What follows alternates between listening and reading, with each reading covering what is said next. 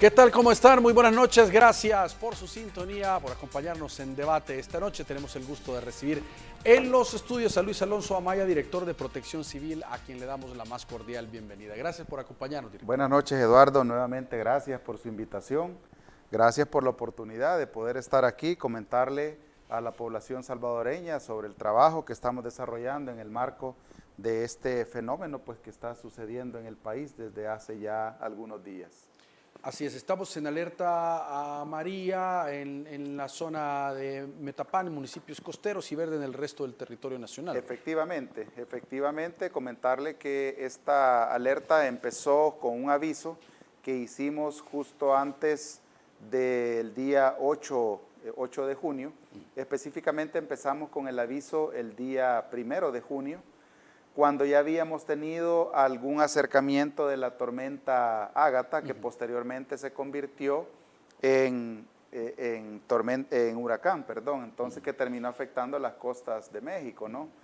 A partir de ahí también elevamos a advertencia y posteriormente el día sábado elevamos a alerta verde y antier, considerando las condiciones meteorológicas, hidrológicas y geológicas, pues decidimos elevar a alerta amarilla en los municipios que ya usted ha mencionado, básicamente toda la franja costera y el municipio de Metapán, considerando que los mayores acumulados de precipitación justamente iban a suceder en esos lugares. ¿Por qué Metapán? Bueno, resulta que Metapán fue uno, y de hecho es uno de los donde tuvimos las mayores precipitaciones. Hay que recordar que los fenómenos meteorológicos tienden a ser un poco erráticos, ¿verdad? Es decir, no es una masa de nubes que se va a ir trasladando de una manera uniforme. En este caso, la configuración que tuvo el sistema que empezó ese día, o el día de antier, el día lunes para ser específico, los modelos matemáticos predecían que podíamos tener las mayores precipitaciones en la zona costera y un cúmulo que íbamos a tener en la zona de Metapán. De ahí la importancia de elevar, o mejor dicho, de ahí la consideración de elevar a alerta amarilla en esas zonas específicas. Justamente esa noche tuvimos en la zona del Parque El Imposible un aproximado de 101, 102 milímetros de lluvia. Entonces eso ya es una precipitación muy, pero muy considerable, ¿no? Lo que ahora nos ha facilitado, digamos, el trabajo, Eduardo, es que en primer lugar la temporada invernal inicia, ¿no? La temporada invernal inicia, todavía podemos decir que la capacidad de absorción de la tierra no ha llegado a su máxima capacidad, como podría ser esta tormenta ya por finales de agosto, septiembre, octubre. Ya estamos hablando de que la capacidad de absorción, si hemos tenido un invierno bastante regular, como el que ahora mismo estamos teniendo, a esas alturas ya de la época invernal, podríamos decir que ya 100, 101 milímetros, 120 milímetros, ya deberían suponer de repente ni siquiera alerta amarilla, sino llegar hasta a otro tipo de alerta, ¿verdad? Algo bien importante, Eduardo, y quisiera recalcarlo, es que de dónde nosotros tomamos esta información o qué nos permite establecer estos niveles de alerta. Como en algún momento lo he dicho, nosotros una vez inicia la temporada invernal, desarrollamos actividades de forma interinstitucional que tienen que ver con la operatividad, como lo que de repente pudieron haber visto la población salvadoreña que a esta hora nos sintoniza, parte del trabajo que se ha realizado de forma operativa en diferentes zonas del país, pero también trabajo técnico que nos permite establecer cuáles son los cursos de acción que deberíamos tomar. ¿A qué tipo de trabajo técnico me refiero? Cada día, Eduardo, nosotros realizamos una reunión con la Dirección de Observatorio de Amenazas. Ellos, siendo la fuente principal de información científica en el país, a través del Departamento de Geología, Hidrología, Meteorología, y cuando esto se ha sumado también con otros fenómenos, incluso hasta vulcanología, nos brindan información, hacemos una especie de coloquio en el que se determinan cuáles son las probabilidades de impacto y a partir de ahí pues nosotros tomamos la decisión si digamos crecemos en el nivel de alerta o lo reducimos. Ahora ellos también hacen un cruce, nos ha dicho el ministro de Medio Ambiente, con modelos estadounidenses y otros también, aparte de lo propio que hacen de las estaciones y las mediciones que van viendo de la cantidad de agua. Es decir, es una decisión bastante complicada porque se toman decisiones grandes. Por supuesto, Eduardo.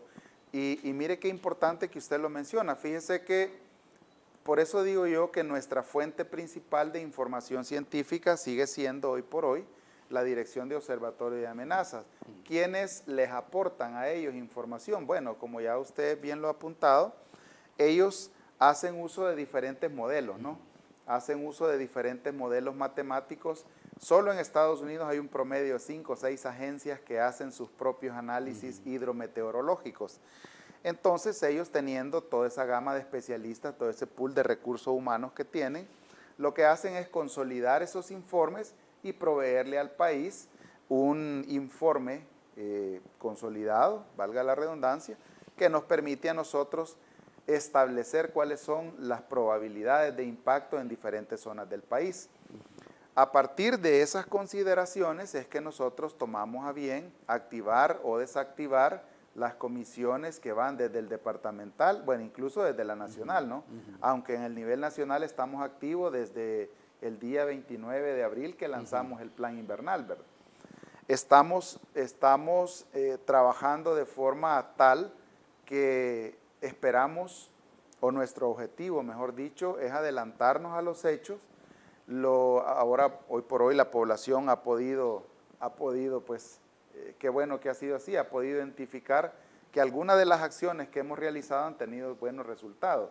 El tema, por ejemplo, de la limpieza de quebradas que se realizó antes de que entrara la temporada invernal, ha evitado que tengamos inundaciones urbanas, por lo menos en el Gran San Salvador, no así en otros lugares donde también ya se están tomando algunas acciones. Ahora, como parte de la emergencia de esta alerta estratificada, quedó suspendida la pesca artesanal. Sí. Una de las tareas que nosotros tenemos como ente rector del Sistema Nacional de Protección Civil, no solamente es decir o retomar los informes que nos dan las diferentes instituciones científicas, en este caso la DOA, como ya lo he mencionado, que es nuestra fuente principal. Tenemos otras, pero pues, somos un sistema articulado, tal cual se nos ha instruido trabajar, ¿verdad? Cada quien con sus competencias, pero buscando siempre la intersectorialidad, la interinstitucionalidad. Entonces,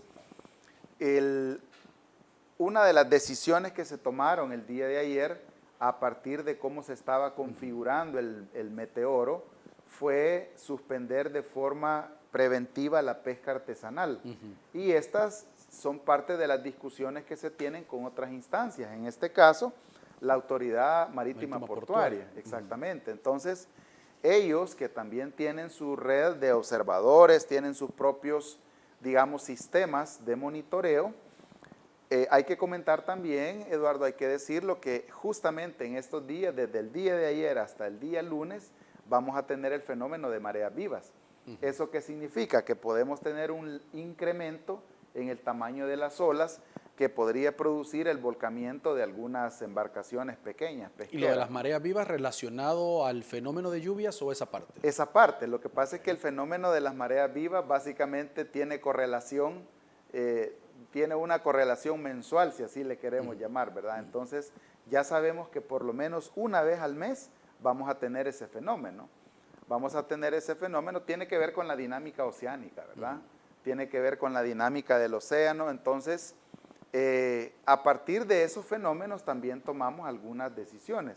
En este caso, considerando que íbamos a tener considerables precipitaciones que terminan incidiendo en el delta de los ríos, es decir, en las desembocaduras de los ríos.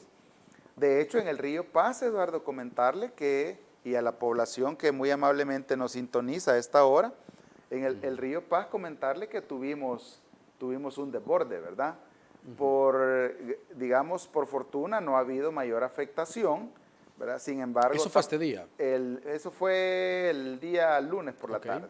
El día lunes por la tarde tuvimos digamos, un leve desborde, ¿verdad?, del río. No han habido, digamos, afectaciones en cuanto a viviendas ni personas. Todo ha marchado de acuerdo a lo que habíamos trabajado en cada uno de los planes también de contingencia de los departamentos, y aprovecho mencionar el buen trabajo que están desarrollando los gobernadores y gobernadoras en su calidad de presidentas y presidentes de las comisiones departamentales de protección civil. Ahora, la tendencia es que va a continuar esta situación de lluvia por lo menos para los próximos días y se mantiene la alerta. Efectivamente, la alerta hoy por hoy la mantenemos, sigue estratificada. El día de hoy, en la reunión que este día se ha realizado, se estuvo analizando los dos fenómenos que tenemos básicamente en Centroamérica, ¿no? La baja presión que tenemos en las costas, ahora mismo ya casi llega entre las costas de Nicaragua y Honduras, y la que justamente tenemos en el Pacífico, lo que en algún momento incluso llegó a estimar que se produjera el famoso giro centroamericano, ¿no? Correcto, exacto. El famoso giro centroamericano. Sí. Ahora mismo la del Pacífico está teniendo un comportamiento bastante estable. Al principio estaba bastante errático, ahora está más estable.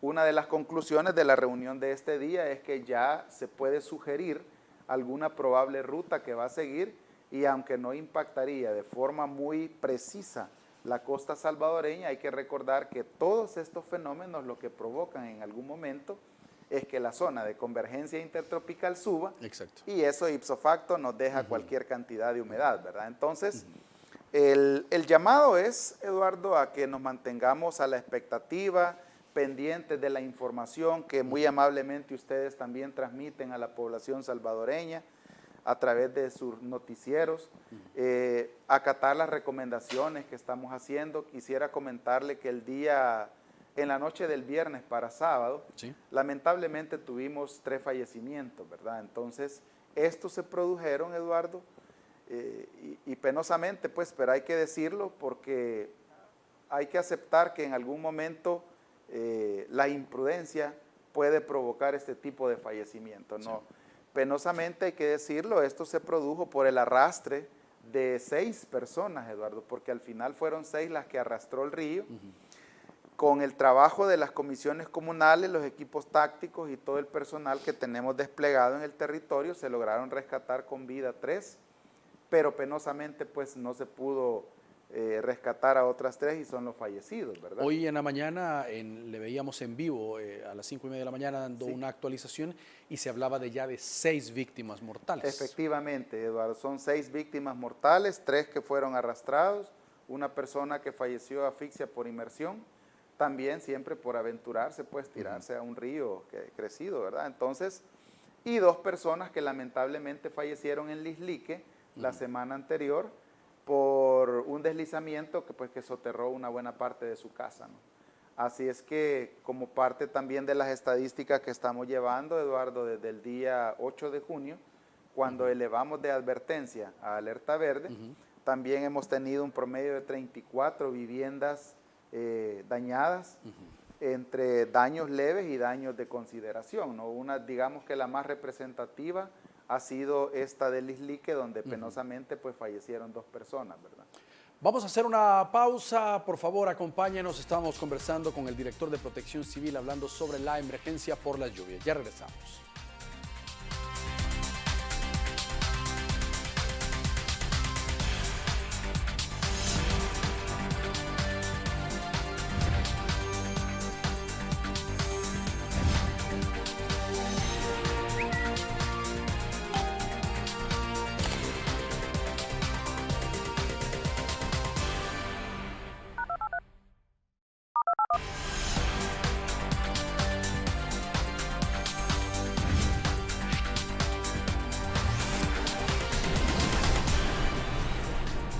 Muy bien, gracias por continuar con nosotros.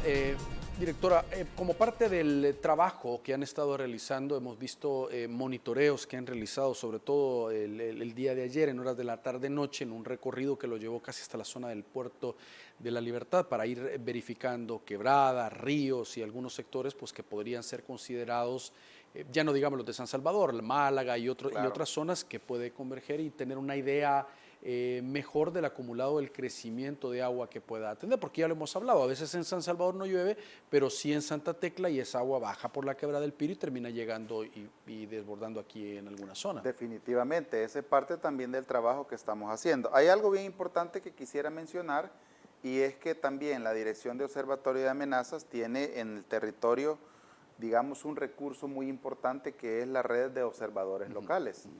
La red de observadores locales, que no es ni más, no son ni más ni menos que personas que viven en las mismas comunidades, conocen las condiciones de la comunidad, conocen el comportamiento también que están teniendo los diferentes ríos y quebradas que, digamos, están cercanos a sus viviendas. Ellos también hacen un aporte, digamos, de consideración para establecer cuál es el panorama, la situación general del país, ¿no? Nosotros hemos querido fortalecer eso yendo a cada uno de los lugares para constatar de primera mano y establecer o hacer informes técnicos que nos permitan tomar decisiones antes de que pueda suceder una situación. De hecho, el día de ayer, por la tarde, visitamos en una colonia en el barrio La Vega, donde ya hoy mismo por la mañana se tomaron algunas acciones, digamos, operativas, ¿no?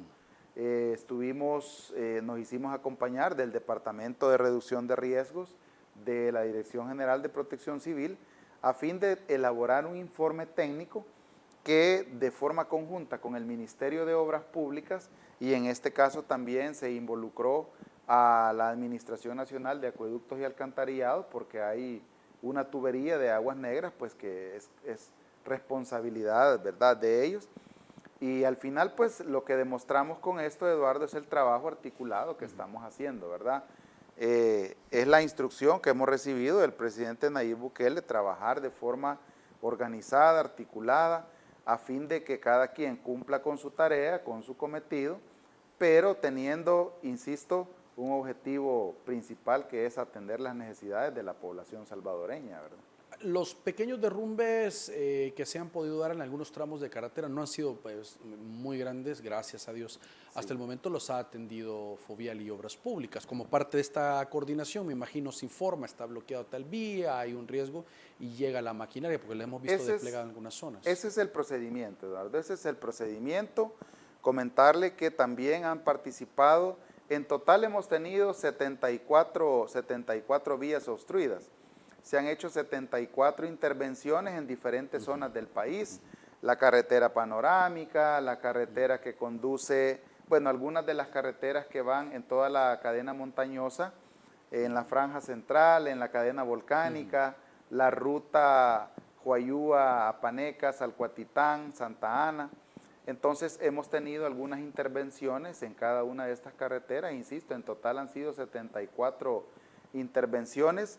Algunas pues han sido intervenidas por el Fovial, luego el Ministerio de Obras Públicas, en otras también hemos intervenido nosotros como Dirección General de Protección Civil. Hay que recordar que ahora también tenemos los equipos tácticos de emergencia que están abonando mucho al trabajo operativo y llegando de forma pues expedita a esos lugares. También comentarle que hemos tenido un trabajo muy importante.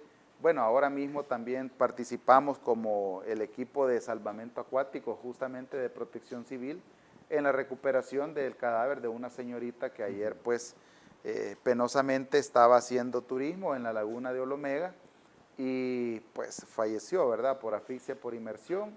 Inicialmente estaba desaparecida, hoy podemos dar cuenta ya, pues, que ha sido recuperado con el equipo de salvamento acuático de Protección Civil, dentro de los cuales también tenemos buzos, ¿verdad?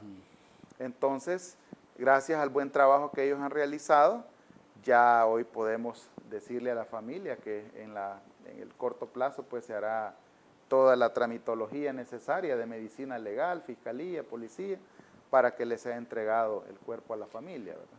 También veía ahora en la mañana en las redes sociales que habían realizado trabajos en la zona de Aguachapán, la Barra de Santiago, donde se registraron sobre todo árboles caídos, como parte de estas 70 y tantas emergencias que se han registrado. A pesar de que la zona, zona costera y Metapán, pues también hay otras zonas donde la lluvia genera estos tipos de problemas. Definitivamente.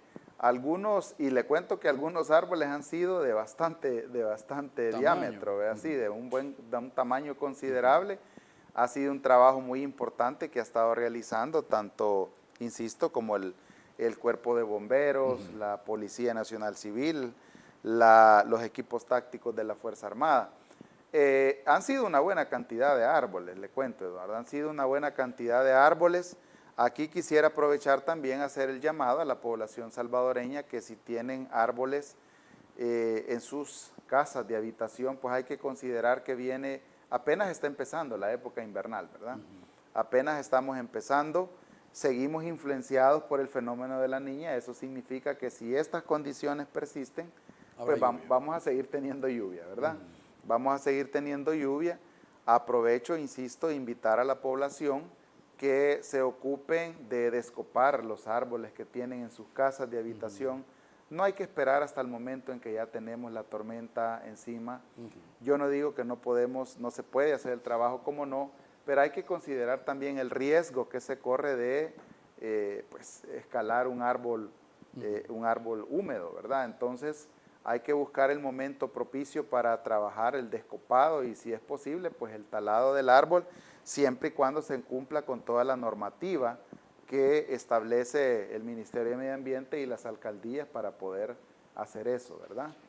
Veíamos también que a través de algunas alcaldías directamente con las municipalidades o a través de Protección Civil ya se estaban habilitando o por lo menos identificando albergues que pudieran ser utilizados por personas que voluntariamente decían, mire, sí ha crecido cerca de donde vivimos y como colonia queremos evacuar, o que sea necesario que las autoridades lleguen y digan, hay que evacuar por la evaluación que se haga en el terreno. Efectivamente, bueno, esa es parte también del trabajo que hemos estado desarrollando ya como Ministerio de Gobernación. Esa es una de las misiones o la misión principal que ha tenido la Dirección Nacional de Albergues, que por supuesto a partir del incremento de la alerta, cuando llegamos a alerta amarilla, se activan las comisiones técnicas sectoriales.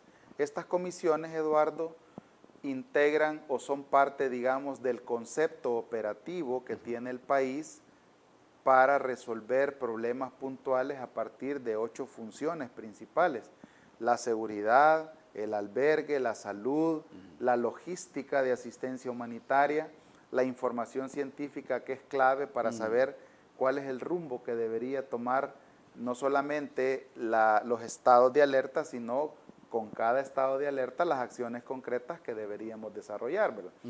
Por otro lado, también otra de las comisiones técnicas sectoriales está relacionada con la asistencia humanitaria internacional, ¿verdad?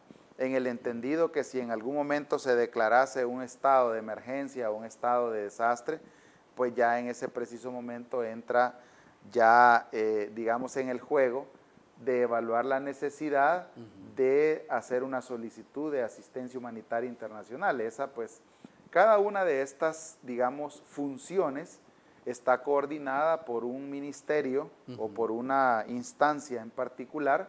Por ponerle un ejemplo, en el caso de albergues es el Ministerio de Gobernación, que a través de la Dirección Nacional de Albergues, hoy mismo, como usted bien lo ha dicho, se ha ocupado no solamente de identificar esos lugares que podrían utilizarse para albergar a las personas, sino que también de preequiparlos, porque pues uno de nuestros objetivos es que las personas, en primer lugar, que ya no se utilicen los centros escolares. Correcto. Que ya no se utilicen los centros escolares. En segundo lugar, que si vamos a utilizar una casa comunal o cualquier otro espacio o infraestructura donde se van a albergar personas, de verdad queremos trabajar, estamos trabajando, lo estamos haciendo para evitar que las personas lleguen y, como en otros años, en otros tiempos, tengamos pues la pena de ver personas durmiendo en el suelo, ¿verdad? Que de verdad que eso no puede pasar, va totalmente en contra de los estándares internacionales que plantean las instancias que proveen asistencia humanitaria, ¿verdad? En el marco del proyecto Esfera, que le quiero comentar, es una metodología de trabajo, es una normativa internacional que data ya pues desde hace muchos años, ¿verdad? Ya básicamente tiene ya unos 15, 16 años de andar en el medio. El proyecto Esfera o las normas mínimas del proyecto Esfera dicen que o dictan cuáles son los espacios requeridos para una persona, un grupo familiar, la cantidad de agua que se debe proveer, la cantidad de sanitarios, la cantidad de duchas, que tiene que ver no solamente, Eduardo, con la provisión de las condiciones dignas, sino con la prevención también de algunas situaciones que ya sabemos que han ocurrido en los albergues. ¿Se puede dar algún tipo de contaminación o algo? Algún tipo de contaminación por un lado y por otro, también trabajar de forma muy precisa. Yo creo que por primera vez en la historia, Eduardo, estamos buscando atender integralmente a las personas, es decir, no solamente proveer el espacio, sino proveer las condiciones en el que, en primer lugar, las mujeres y las niñas puedan estar protegidas también. Por eso justamente es que un albergue debe ser un espacio que reúne las condiciones. No podemos seguir utilizando lugares que no cumplen, como por ejemplo, tener la cantidad de servicios sanitarios suficiente, tenerlos divididos entre hombres y mujeres, que tengan energía eléctrica a fin de que puedan estar iluminados todo el tiempo, porque, pues sí, penosamente hay que decirlo, en otros años, en otros eventos que ya, pues, se pueden analizar a partir de la historia de desastres que ha tenido El Salvador, resulta que los albergues, en teoría debería ser un espacio para proteger a las personas, se han convertido en lugares donde se han cometido hasta violaciones, ¿verdad? La gente prefiere regresar mejor al riesgo de su vivienda. Prefiere regresar al riesgo de su vivienda. Una señora que tiene 2, 3 hijas adolescentes, o sea, no puede llegar temiendo que sus hijas van a ser abusadas, maltratadas, ultrajadas en un albergue. Eso no puede seguir pasando. Entonces, es el momento de trabajar de forma integral, es el momento de incluir estándares internacionales, es el momento, Eduardo, de asumir la responsabilidad que tenemos a partir de acuerdos macros que El Salvador ha suscrito, como el marco de Sendai 2015-2030, que en una de sus metas manda trabajar a todos los sistemas, ya sea de emergencia, defensa civil o protección civil, por una respuesta no solamente pronta, sino que técnica y digna para las personas, ¿verdad? Muy bien, y ya vamos a hablar también de la parte psicosocial para las personas que se encuentran en un albergue, que también se vuelve muy importante. Vamos a hacer una nueva pausa, por favor, acompáñenos, ya regresamos.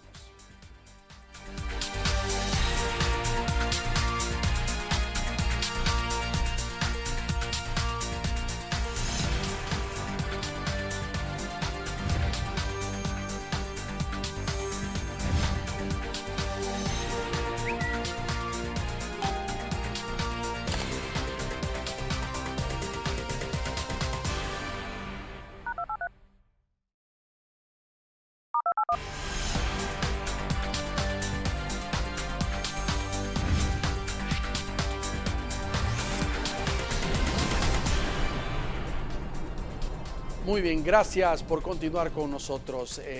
Director, decíamos, la parte de la atención psicosocial en los albergues se vuelve fundamental también para las personas pues, que están ahí no porque quieren, sino porque ha habido una emergencia y están nerviosos, están tensos, han perdido algún familiar o la misma situación pues, de dejar sus Definitivamente, casas. Eduardo. Fíjese que ya el simple hecho de salir de nuestro hogar, de nuestra zona de confort, si así le queremos llamar, familiar, ya eso representa un caos, no representa una crisis. No siempre las crisis son un estado en el que hay una situación de calamidad grande. El hecho de salir de nuestro hogar, de dejar las condiciones, de dejar la intimidad de nuestro hogar para ir a otro lugar en el que no es nuestra casa, en el que no vamos a estar solos, ¿verdad? Eso ya representa digamos, una crisis para la familia. Entonces, Por eso mismo, y antes de irnos a la pausa, yo le decía, estamos buscando que esta atención sea integral. Por eso mismo, en la Comisión Técnica Sectorial de Albergues está incluido el Ministerio de Salud y otras instituciones, previendo que que en el preciso momento que tenemos personas albergadas, puedan tener los primeros auxilios psicológicos, ¿verdad? Puedan tener la asistencia sanitaria necesaria, puedan desarrollarse programas tanto regulares como emergentes de salud.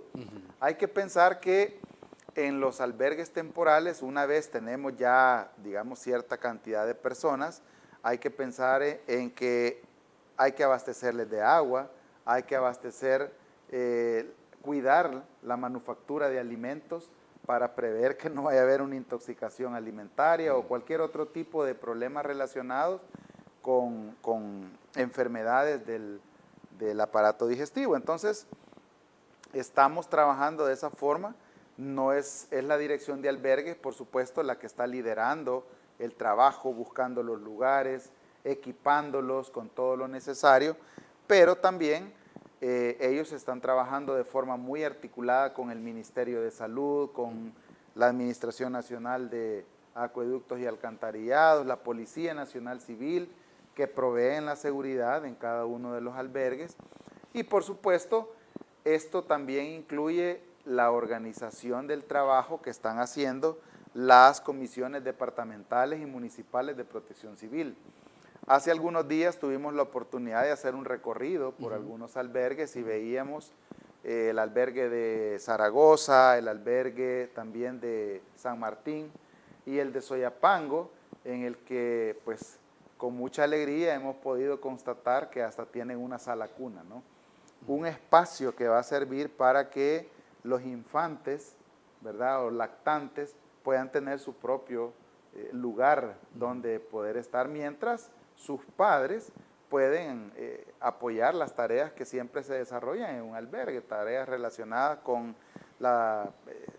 digamos, la manufactura de alimentos, la seguridad, la limpieza y todo lo que usualmente todas las actividades que usualmente se desarrollan en un lugar como este. Director, también otro tema importante cuando se da una situación de lluvias, algo que puede ayudar o complicar el trabajo de las autoridades es que tanta basura hay en la calle que puede hacer colapsar los drenajes, las tuberías, porque a veces no cae tanta agua, pero se ven sectores, por ejemplo, como Santana, tradicionalmente ocurrido. Antes en San Miguel se veía ese tipo de casos, ahora ya no.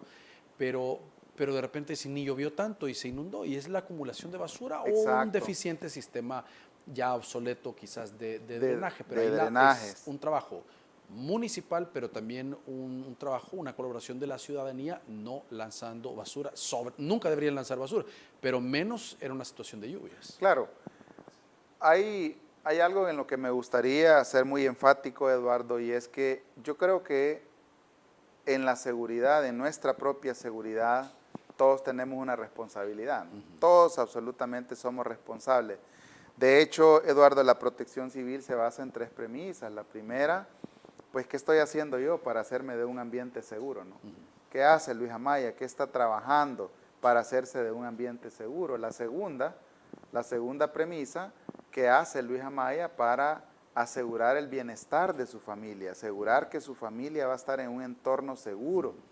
Y la tercera, ¿cómo me sumo al trabajo que se hace desde el ámbito local, comunitario, municipal, departamental y hasta llegar al nacional para hacernos de un ambiente seguro, de un país seguro?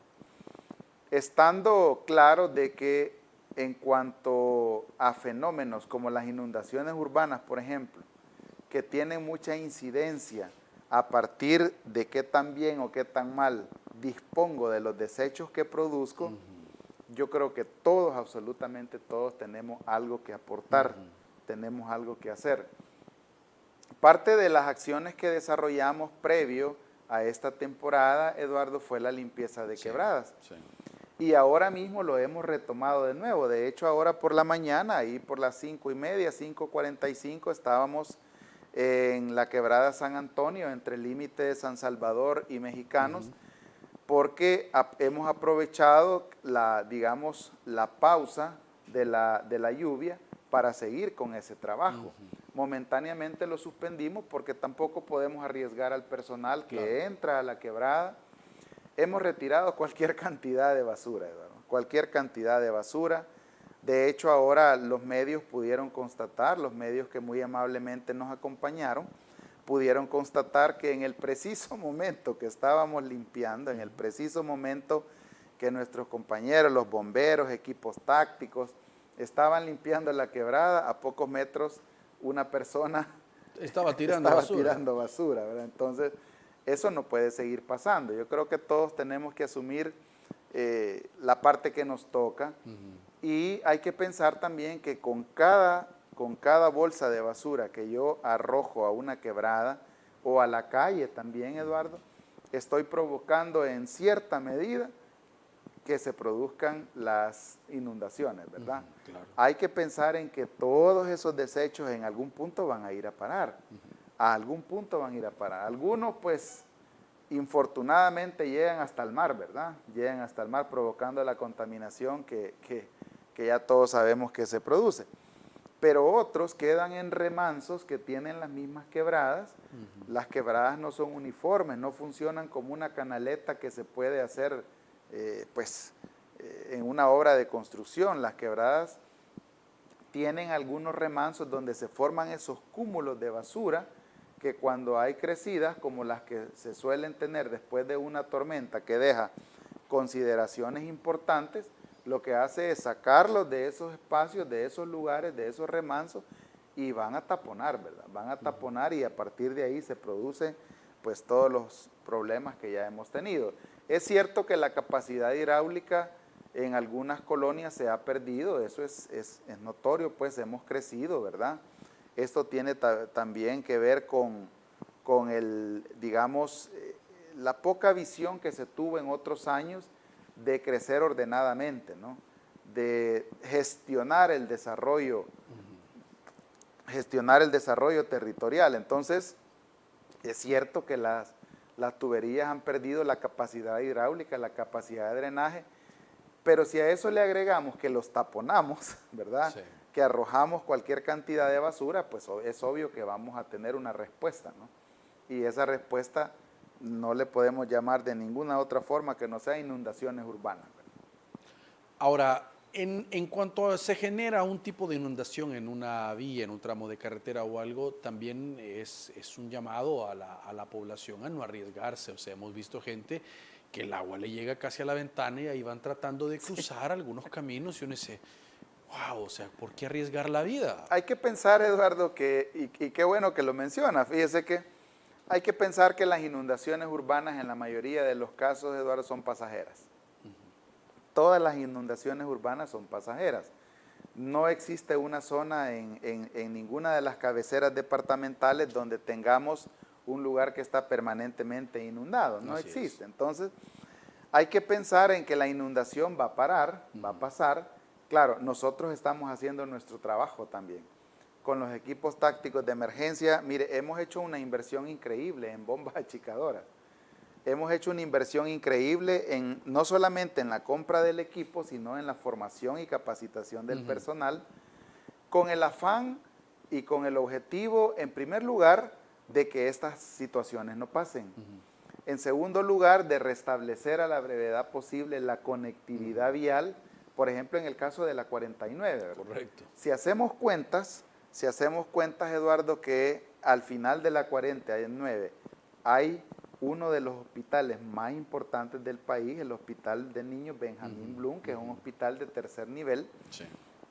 Significa que esa arteria, o todas las que conducen a este hospital, no deberían perder en ningún momento la conectividad vial, ¿verdad? Entonces, por eso, esa ha sido una de las consideraciones que como Dirección General de Protección Civil, que como Ministerio de Gobernación, y quisiera decirlo de esta forma porque así es una de las tareas que el ministro de Gobernación en su calidad de presidente de la Comisión Nacional de Protección Civil nos encomendó, es buscar la forma de agilizar el paso a la brevedad posible. Entonces, hoy por hoy, la solución que estamos proveyendo es tener un equipo ya debidamente organizado, capacitado, formado, nos movilizamos inmediatamente y a la brevedad posible pues instalamos estos equipos que nos permiten drenar el agua.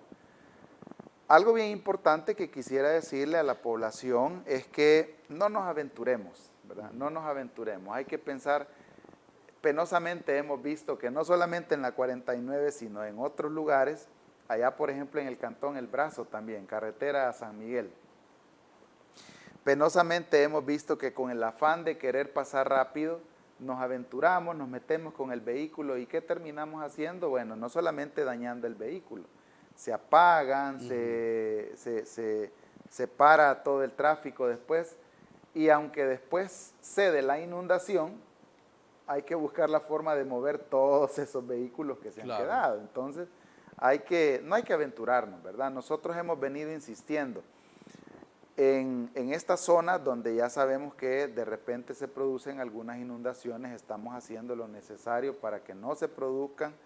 El Ministerio de Obras Públicas ahora, por ejemplo, en el caso de la 49, están haciendo ya todos los análisis respectivos para pues, desarrollar un proyecto que permita quitar ese problema de una vez por todas. Esa acumulación de agua que esa genera acumulación ese tipo de agua. Mientras eso sucede, invitamos a la población, recomendamos que pues actuemos de buena forma en cuanto se producen estos eventos. Claro, lluvia intensa, mejor buscar una ruta alterna. Vamos a hacer una nueva pausa, por favor, acompáñanos, ya regresamos.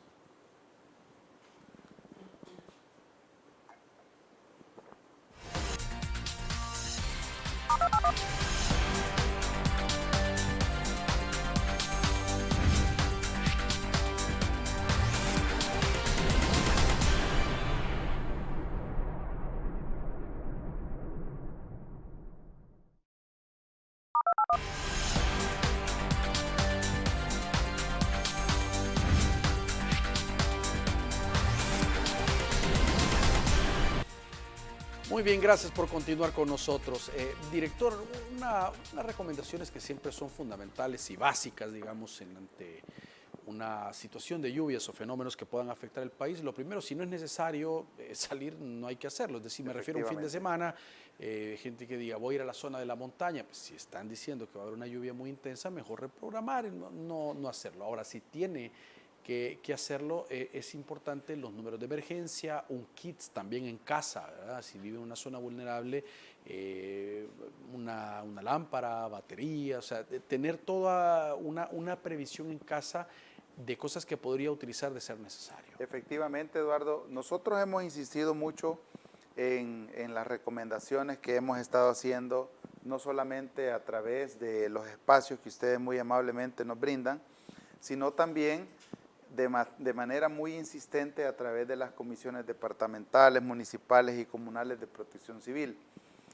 Todos, absolutamente todos, Eduardo, conocemos el entorno en el que vivimos. Sí. Sabemos que si en algún momento yo vivo en una zona baja, de repente cercano al delta de un río, si ya hemos tenido algún antecedente de inundación, pues nuestra recomendación es que justamente usted decía, tengamos preparada una mochila. Yo creo que hay 4 cosas que son primordiales y que nunca debemos dejar si llega el momento de evacuar. En primer lugar, nuestros documentos personales, ¿verdad?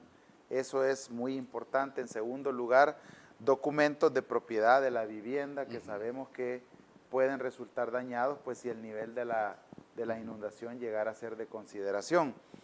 Asimismo, preparar un kit, como usted bien lo apuntaba, un kit que nos permita tener insumos necesarios, sobre todo aquellos que tienen que ver con con la continuidad de tratamientos médicos, algunas personas que tienen, digamos, enfermedades crónicas y tienen que estar tomando permanentemente algún medicamento, tener siempre a la mano, saber dónde tenemos nuestros documentos, preparar insumos que nos permitan, por lo menos las 24, 48 horas asegurar nuestra subsistencia, ¿verdad? Ropa adecuada y algo bien importante, acatar la recomendación de evacuar cuando se les pide que evacúen, ¿verdad? Por muchos años, y eso hay que decirlo también, Eduardo, por muchos años la excusa ¿verdad? Si así le queremos llamar, o la justificación de no evacuar ha sido por el temor de que si yo dejo mi casa, probablemente al regresar o no encuentro las cosas que dejé, o las encuentro a la mitad o qué sé yo. Entonces, la población debe estar sabedora que el trabajo que estamos desarrollando como sistema, insisto, es un trabajo integral. Entonces, hoy por hoy creo que el gobierno del presidente Bukele ha demostrado que la seguridad es una de las prioridades de este país. Es una de las prioridades de este país y eso también tiene que ver con la respuesta en emergencias también. Entonces, la población debe estar confiada. Invitamos a que si en algún momento se les solicita evacuar, que lo hagan, que la Policía Nacional Civil, la Fuerza Armada y todas pues, las instancias responsables de brindar la seguridad se harán cargo de dar justamente la seguridad necesaria en aquellas zonas donde se tenga que evacuar. Lo importante es la vida, Eduardo. Lo primordial es la vida, mantenernos bien, asegurar nuestra subsistencia, y si eso requiere que en algún momento dejemos nuestra casa de habitación, pues hay que hacerlo, no hay que exponernos. Eso por un lado. Por otro lado, Eduardo, el día lunes por la tarde, penosamente tuvimos que dar cuenta de 6 personas lesionadas. Afortunadamente ninguna llegó a una condición crítica, pero pues sí, son personas que terminan dañadas en su integridad por una imprudencia. Sabemos que cada vez que llueve las carreteras, ¿verdad?, tienden a ponerse lisas. Si a eso le sumamos que mi vehículo no pueda tener las condiciones adecuadas en cuanto a neumáticos, en cuanto a frenos, con mucha más razón tenemos que ser prudentes al conducirnos. El día lunes, lastimosamente, dimos cuenta de 6 personas que resultaron lesionadas por la mala conducción de un pick-up, ¿verdad? Por la mala conducción de un pick-up, abusando de la velocidad y en una pendiente donde había llovido. De paso, al parecer no tenía las condiciones adecuadas, entonces es una combinación perfecta para que se produzca un accidente de tránsito que en este caso dejó lesionados, ¿verdad? Ahora, y es hasta conocimiento, director. Hay gente que cuando llueve mucho, hay neblina, y lo que hace es poner las luces altas, sí, lo cual le genera que no vea más allá de lo que tiene enfrente del vehículo. Es decir, es al revés, son luces bajas. Es su falta de conocimiento lo que le puede provocar ir a estrellarse con el de enfrente, porque a veces hay tormentas que es mejor orillarse, o sea, no se ve nada. Definitivamente, y eso es otra de las cosas en las que hemos insistido nosotros. Si en el preciso momento que vamos conduciendo hay una tormenta que llegue a un porcentaje considerable o que nos obligue a perder la visibilidad en un porcentaje considerable, pues es mejor salirnos de la carretera, ¿verdad?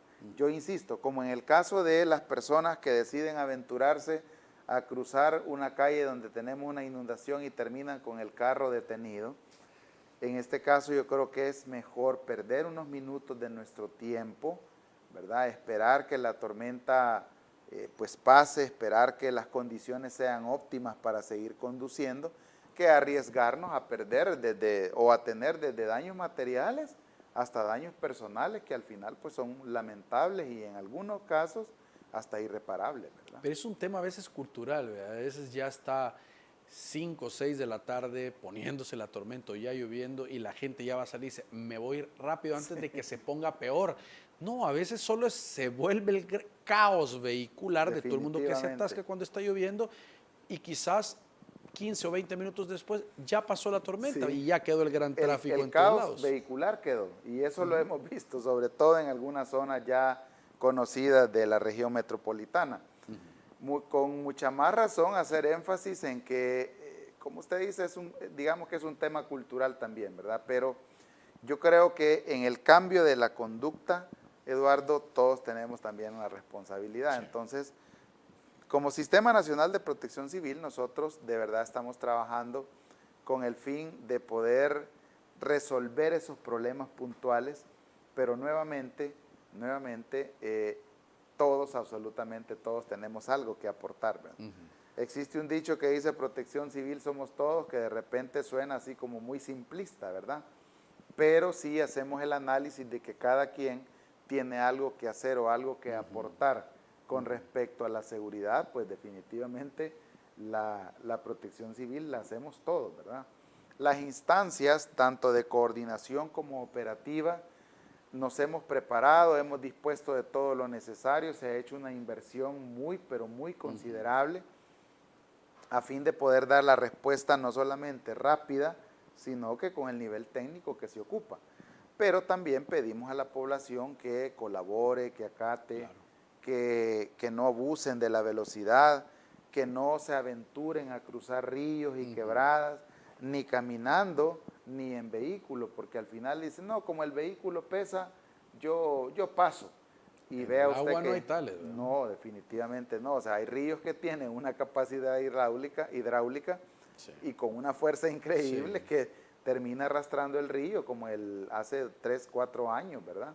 Que tuvimos lastimosamente la pena de lamentar 3 o 4 fallecimientos, no recuerdo muy bien, que pues sí, se aventuró alguien a cruzar con el vehículo fue arrastrado y con el vehículo también arrastró a las personas que lamentablemente fallecieron, ¿verdad? Director, queremos agradecer su tiempo, haber compartido estas recomendaciones y el trabajo que están realizando en este momento de emergencia. Al contrario, Eduardo, muchas gracias a ustedes por este espacio.